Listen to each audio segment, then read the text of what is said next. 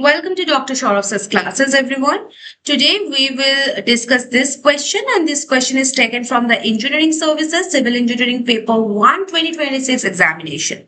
Now, one interesting feature of ESE is that it frequently asks the question based on the Indian standard codes because an engineer in practice must follow these standards while executing the projects. And today's question is based on IS 7861 Part 2 1981, which provides recommendations for the cold weather concreting. Okay, so remember one important thing in ESE, merely knowing the theory is not enough. Mentioning the relevant IS code always creates a better impression on the examiner. So let's understand the recommendations in a very practical way. Now, before discussing the recommendations, let us revise the concept. Cold weather concreting refers to the placing, compacting, finishing, curing, and protection of the concrete when low temperatures may adversely affect the hydration of the cement and development of the concrete strength. And according to engineering practice, special precautions are required when the average daily temperature falls below 5 degrees Celsius. And the objective is simple: prevent freezing and ensure the proper hydration.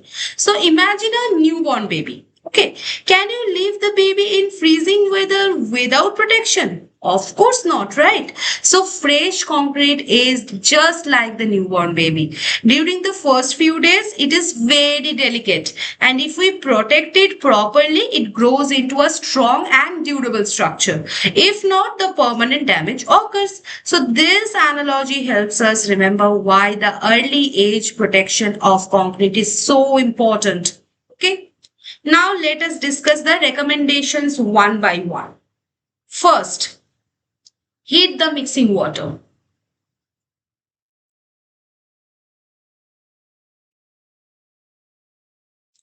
The first recommendation is to use the warm water for mixing concrete. Why? Warm water increases the initial temperature of concrete and accelerates the cement hydration. So this keeps concrete gain strength more quickly. Now, hydration is a chemical reaction, and like most of the chemical reactions, the higher temperatures increase the rate of the reaction while the lower temperatures slow it down. Okay, so remember that. Second is heat the aggregates.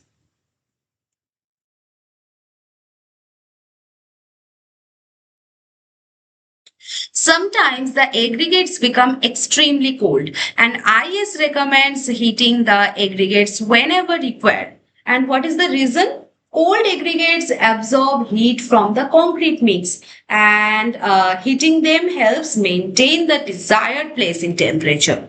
Okay. Third is do not use the frozen materials.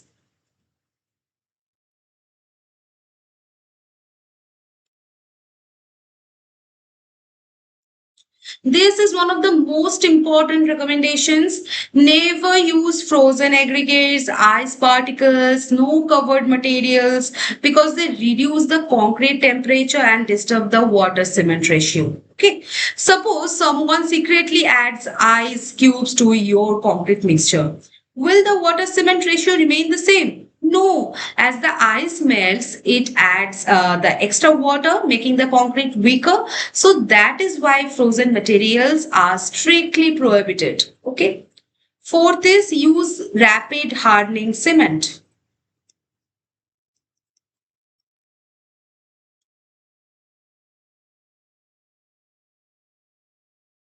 Rapid hardening cement develops the strength much faster than the ordinary Portland cement, and concrete reaches a safe strength before freezing can occur.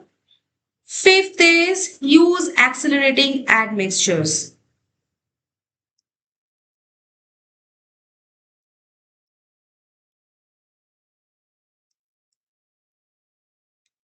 Accelerators reduce the sitting time and speed up the hydration. So this helps concrete gain early strength. So calcium chloride should not be used in the reinforced concrete because it may cause the corrosion of steel reinforcement.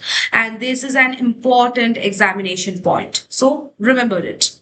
Sixth point. This is reduce the water cement ratio.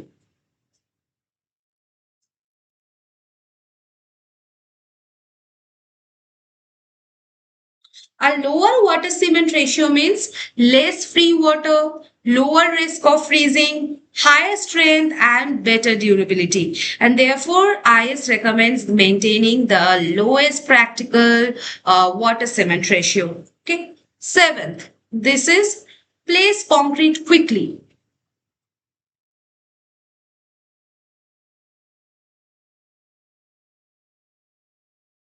After mixing, concrete should be transported and placed without unnecessary delay. Otherwise, its temperature falls rapidly. Eighth, this is protect the fresh concrete.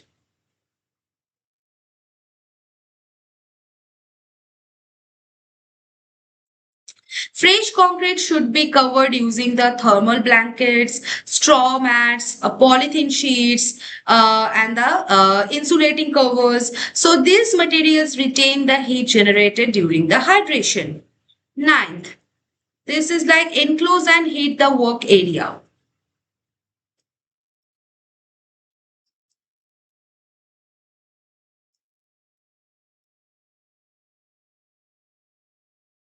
In extremely cold regions, temporary shelters may be provided around the construction site, and the hot air blowers and the heaters maintain a suitable temperature until the concrete gains adequate strength. And this method is commonly used in the cold countries and the high altitude regions. Okay.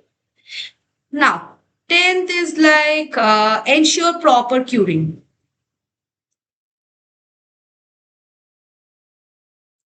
Proper curing is very essential. Concrete should be protected until it develops the adequate strength to resist the freezing, and premature exposure to freezing temperatures can permanently damage the concrete. Okay, so this was all about this question. Clear now? See you in the next session, guys. Bye bye.